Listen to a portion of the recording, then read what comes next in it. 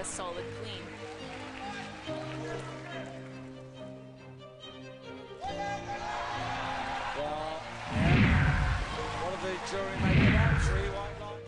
ग्लासगोतल्या राष्ट्रकुल क्रीडा स्पर्धेत भारताला कांस्य पदकाची कमाई करून देणारा हाच तो तिसरा मराठमोळा वेटलिफ्टर चंद्रकांत माळी.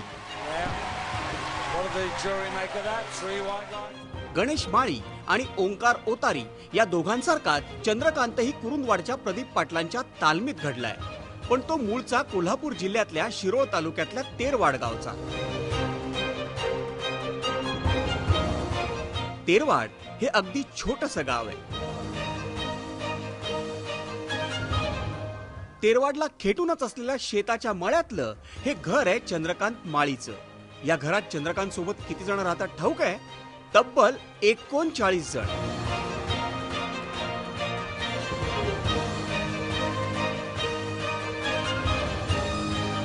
आणि या महाकुटुंबाचा चंद्रकांत आहे 40वा सदस्य. मी आता चंद्रकांतच्या घरी आहे. चंद्रकांतनं ज्या पद्धतीनं कष्ट केलं, चंद्रकांतचे एकट्याचे कष्ट नाही आहेत, तर त्याच्या पाठीमागे असणारे एक नव्हे, दोन नव्हे, तर तब्बल 39 लोकांचे कष्ट आहेत. कारण चंद्रकांतचं कुटुंब हे एकत्रित कुटुंब आहे आणि या कुटुंबामध्ये तब्बल 39 लोक किंवा त्याचे सदस्य आहेत. तुम्ही बघा, हे सर्व कुटुंबीय हे चंद्रकांतचे आहेत. त्यामध्ये चंद्रकांतचे वडील, काका, मामा, भाऊ, बहिणी, आत्या, ही सर्व मंडळी चंद्रकांतला सपोर्ट करतात. आणि ही सगळ्यात महत्वाची गोष्ट म्हणजे ही सर्व लोक एकाच छताखाली एकाच घरात राहतात आणि एकाच चुलीवर स्वयंपाक या सर्वांचा होतो आणि एकत्र जेवतात. आजच्या परिस्थितीमध्ये तुम्ही पाहता प्रत्येक घर वेगळं झालेलं आहे, भाऊ भाऊ वेगळं झालेलं आहे. मात्र चंद्रकांतनं आपल्या खेळामध्ये जसं वेगळं कर्तृत्व दाखवलेलं आहे, त्याच्या पाठीमागं हे वेगळेपण दाखवणारी ही सर्व लोक म्हणजे 39 कुटुंबीय जे आहेत, या सर्वांचा मोलाचा वाटा आहे. चंद्रकांत माळीचं हे महाकुटुंब एखाद्या सोसायटीच्या पद्धतीनं जगतं. 15 वर्षांपूर्वी त्यांच्या मालकीची केवळ 22 गुंठे जमीन होती. पण या महाकुटुंबानं एकत्र राबून आता 22 गुंठ्यांची जमीन 100 एकरांवर नेली. आजही या कुटुंबाचे निर्णय वडीलधारी मंडळीच घेतात. रोज सायंकाळी त्यांची एखाद्या सोसायटी सारखी मीटिंग होते. एकत्र राहण्याचा म्हणजे एवढा आनंद आहे आमच्यात की सगळे एकमेकांना, जसं एका गावात सोसायटी असते त्या पद्धतीने आमची सोसायटी सारखी पद्धत आहे. अगदी ज्याच्या त्याच्याकडे जे ते काम नेमलेलं असल्यामुळे प्रत्येकानं वार्षिक मीटिंग सारखी पद्धत असते आमची. सगळी रोज संध्याकाळी मीटिंग होते आणि उद्याचं काय करायचं हे ठरवतो आम्ही. चंद्रकांतला वेटलिफ्टर बनवण्याचा निर्णय अख्ख्या माळी कुटुंबियांनी एकत्र येऊनच घेतला होता. वयाच्या 12व्या वर्षी तो कुरुंदवाडातल्या वेटलिफ्टिंग प्रशिक्षक प्रदीप पाटलांच्या तालमीत जायला लागला.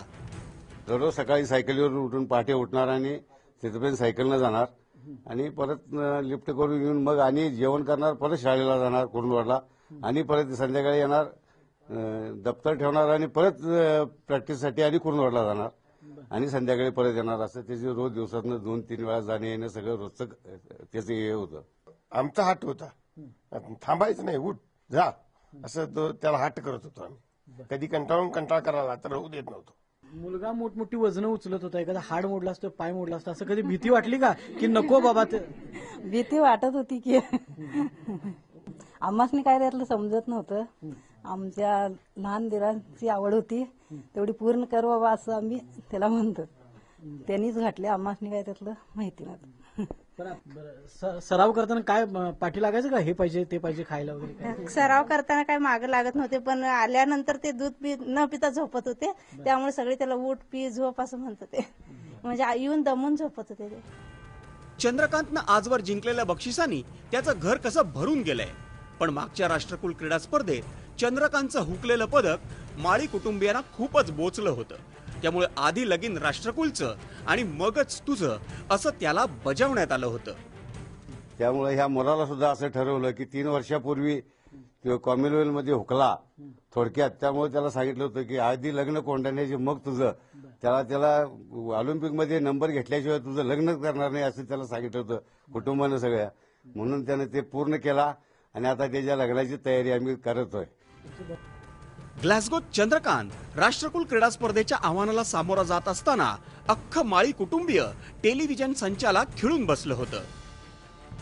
एवढा आनंद झाला की तो लिफ्ट उचलत असताना आम्ही टीव्हीवर बघत होतो तर इथनंच त्याला आम्ही म्हणतो तू उचल उचल उठ उठ असं म्हणजे, आणि इथं टाळ्यांचा गजर करत होतो. एवढा आनंद उचमळून येत होता. खरोखर आम्ही त्याच्या जवळच आहे असं आम्हाला वाटायला होतं. घर सगळं उठून उभा राहत होतं. आणि आनंद वाटतो पुढे जावं असं, ऑलिम्पिक एवढं जिंकावं असं सगळ्यांच्याकडून अपेक्षा होती. चंद्रकांत माझे दीर आहेत, त्यांना असेच हे म्हणजे मिळू दे पदक वगैरे आणि ऑलिम्पिक जिंकावं अशी आमची इच्छा आहे. चंद्रकांतनं ग्लॅसगोत मिळवलेल्या कांस्य पदकाचा माळींच्या महाकुटुंबाला आनंद झाला असला तरी त्यांचं अजूनही समाधान झालेलं नाही. चंद्रकांतनं भविष्यात एशियाड आणि ऑलिम्पिकच्या पदकांवर आपलं लक्ष केंद्रित करावं अशीच या महाकुटुंबातल्या प्रत्येकाची इच्छा आहे. कोल्हापूरहून रणजित माझगावकर सह ब्युरो रिपोर्ट, एबीपी माझा.